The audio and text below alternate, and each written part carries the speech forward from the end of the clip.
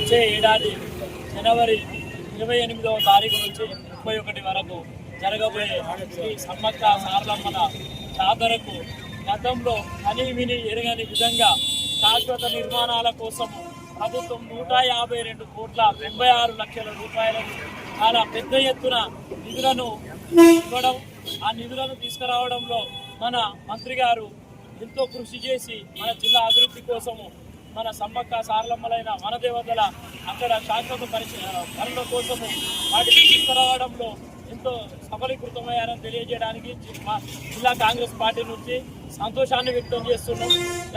ప్రభుత్వం కాంగ్రెస్ పార్టీ ఎప్పుడైనా సరే ప్రజల పక్షపాతి అని మరొక్కసారి తెలియజేస్తున్నది. రైతుల పక్షపాతి అని, ప్రజల వెన్నంటి ఉంటుందని, ప్రజల కష్ట సుఖాల్లో తోడు ఉంటుందని మరొకసారి తెలియజేస్తున్నది. ములుగు జిల్లా కని విని ఎరగని రీతిలో అభివృద్ధి పథంలో ముందుకు నడుస్తున్నది.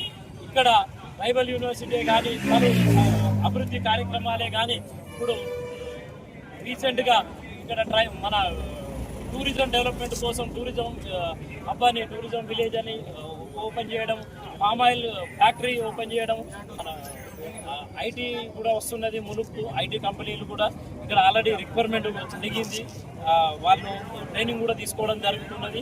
ఏ విధంగా చూసుకున్నా కానీ రోడ్లైనా, డెవలప్మెంట్ విషయంలో అయినా, నిధుల విషయంలో అయినా, నియామకాలైనా ఏ చూసుకున్నా కానీ ములుగు జిల్లా అభివృద్ధి పథంలో నడిపిస్తున్న మంత్రి సీతక్క గారికి, సహకరిస్తున్న ముఖ్యమంత్రి రేవంత్ రెడ్డి గారికి ప్రత్యేక కృతజ్ఞతలు.